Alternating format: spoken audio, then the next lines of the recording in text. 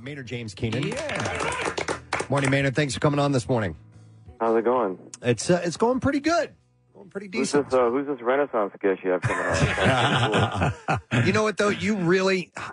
do you have much downtime? I mean, you really are involved in a whole lot of stuff. Say those words again. I said, do you ever have much... Down. It's words he has no comprehension of. It's just not in your vernacular, yeah. Go ahead. No, I have no idea. Okay. Now, you seem to, being a creative person, I would imagine you've just constantly got thoughts and ideas that something needs to be done with them. And so you choose to, as opposed to putting them into, just one package, spread them out all over the place. And obviously the music sometimes can lead to things like acting and so forth and in that creative realm. But the one surprising one I found, but one that you seem to be more passionate about than any others, and I may be wrong about that, is the winemaking. And I'm curious where that came along in your life and how you started to head down that path. My great-grandfather made wine in northern Italy, so I have a little Italian blood in me. So I think I just kind of caught the bug one day, and it just kind of following it ever since. It's fascinating because I don't drink, and I'm fascinated, though, with the wine culture and having gone out to various vineyards. And my wife is a big wine aficionado. She loves it, not to the point where it's become an issue in our lives. But there is a culture that surrounds it I'm fascinated with. Did you so you say it's in the family. Is it the kind of thing where once you catch the bug, it's foremost in your thoughts and it just drives everything you do? Or is it the kind of thing you can kind of have on the periphery because you do have so much else going on? Well, there's certainly busy seasons. So harvest, I have to be there. Me and my wife are making the wines. I have a friend of mine, Tim, that's helping me in the cellar this last couple of years. But for the most part, it's just us. So it requires your presence. Yeah. I'm there. What's the coolest step in the process? Is it when the bottle is finished and you open it and you drink it, or what along the way is the one thing that you really look most forward to? Seeing the fruit show up in the condition you hoped it would show up in. Okay. There is we have the Chadsford winery out here and the vineyards in the area, and going out and having them explain that whole process is fascinating, but it is a very precarious one. And they've had situations where, they've lost a whole lot just because the weather simply didn't cut their way. Have you had a similar situation occur with your wine? Yeah, absolutely. You're a slave to the sun and the rain. As soon as those things wake up in March, you're kind of biting your knuckles until you actually see the fruit show up. Yeah, I find it wild that season by season and year by year, the premier wines can change, so I think it was like 2008 in Willamette Valley. That was the year for Pinot Noir. That's where you wanted to get it from. And then that changed, in a matter of a couple of years' time. Yeah. And that really is what it comes down to. It's just the region itself can produce great grapes. Then it's just a matter of us as farmers and as winemakers holding our feet to the fire to do the right thing. Don't cut corners, just like Oregon did.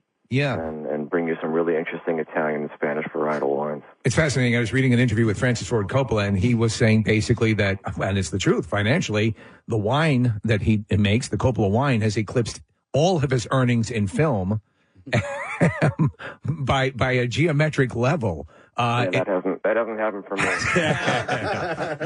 It's a process. Yeah. But would I be talking to you if it had? Hell no. I'll take envelope numbers. Dude. I love it. All right, well, let's talk Puscifer for a moment. And step number one is because people are divided on the pronunciation of that band. I've heard Puscifer, I've heard Puscifer, I've heard Puscifer, as in Lucifer. And do you prefer any particular way, Maynard? It's Puscifer, like Puss in Boots. Like Puss in Boots. It is Puscifer. Okay. You know what? Are you picturing me as Puss in Boots right now? I am. And you look adorable, by the way. Yes. Thank you. But listen, your music, both with Puscifer and with Tool, are a very cool, complex nature with which I really love. I mean, I hear flavors of like Latter-day King Crimson and really experimental music, which I think is really cool.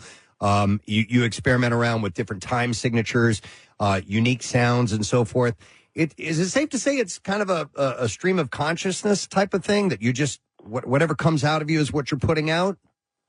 Well, with Puscifer, it's a lot of me coming up with ideas in terms of I'll read a book, I'll see a film, I'll hear a conversation, I'll hear a song, and I just kind of jot those down for Matt, and we'll kind of paint a picture of what I have in mind for a mood or a rhythm.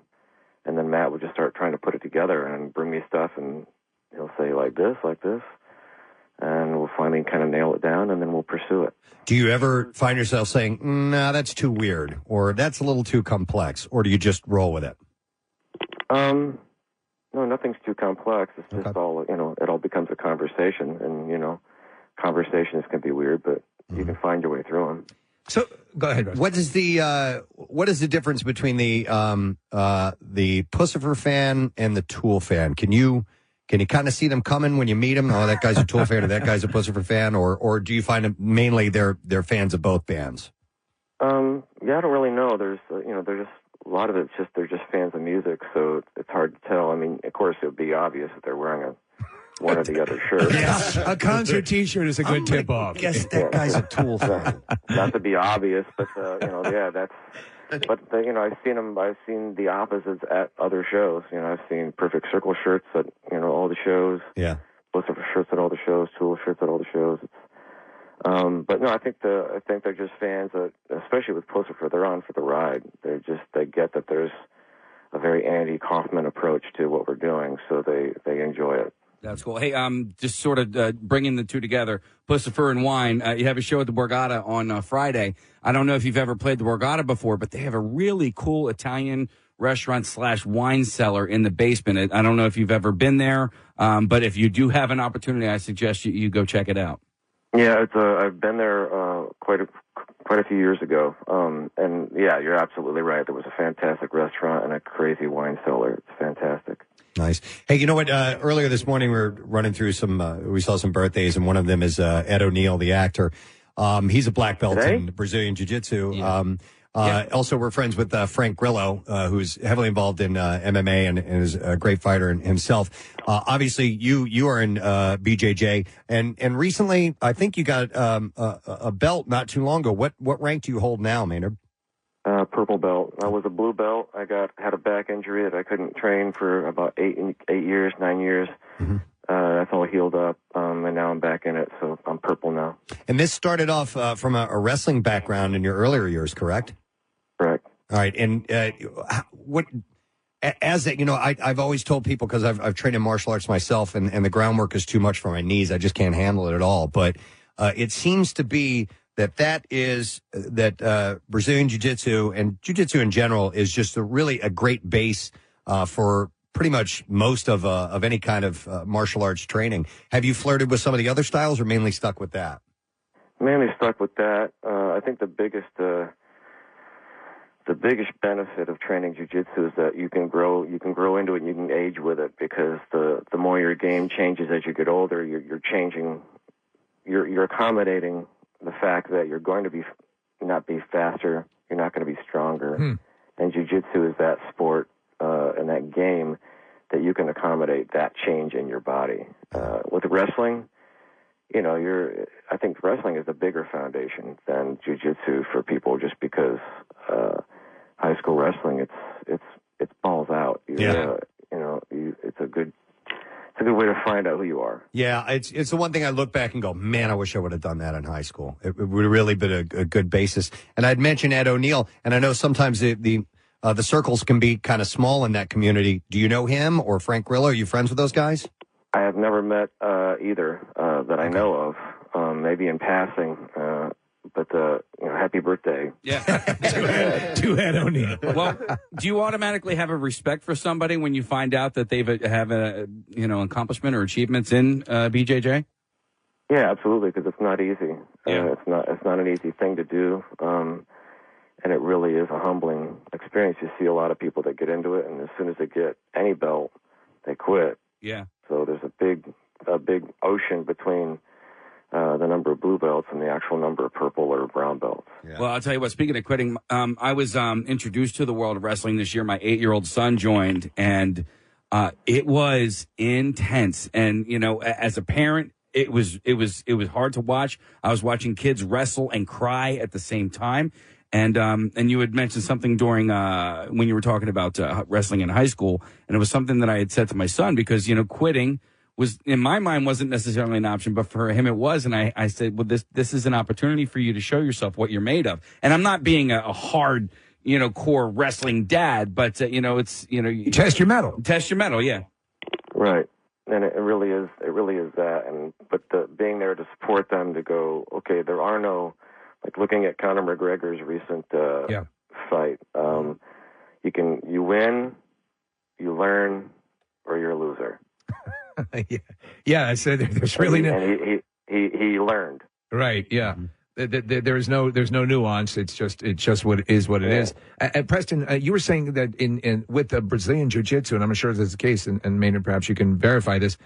At some point, you'll be training, and the person you're training with or your teacher will say, "Okay, you've now earned this next increment." That it's not some sort of rigid test. It's you just accrue them over time, and if you're exhibiting the capability, then you get the belt bestowed on you. Is that in fact how it happens, or is it another whole system? Yeah, well, you know, there's some schools will end up bringing you in to give you kind of a formal test at some point, but they're probably not going to bring you in to give you that formal test until they've actually felt that you're actually ready for the test. Okay. And it's something you're going to continue as black belt. Is that ever on the mind, or do you keep going, and if it happens, I'm not really worried about the belts. Yeah. But yeah, I mean, it would be nice to someday earn my black belt, but you know, just by the touring schedule and the winery schedule, it's hard to keep up with a weekly training schedule. Sure, absolutely. You try to do a little bit on the road if you can. Maybe meet up with some schools when you're in town. As much as I can, yeah, okay. Absolutely. And having you on, we have to ask a question about Tool. I know there's been talk over several months about the band in the writing process. Anything you can comment on that? No, not really. I mean, they're still, you know, doing what they do, and I'm still hopeful. Yeah, so you come along in the latter portion of the creative process. They put together the musical pieces, and then you come in and incorporate lyrics and melody and all that stuff to it. Is that the formula? Yeah. Okay. Basically. Okay. Well, as much as we, love anything you're putting out, Tool is definitely some pretty badass material and has a great history, and can't wait to see when that comes out. But in the meantime, Atlantic City, you guys are supporting your third album. Friday at 7:00 at the Borgata is the show, and you can go to theborgata.com to get tickets. So continued success, man. You got a lot going on. Someday maybe you'll slow down, but I know you really don't want to. But thanks for coming on this morning, Maynard. We appreciate it. Thank you. All right, we'll see you later. Yep. Maynard James Keenan, gang.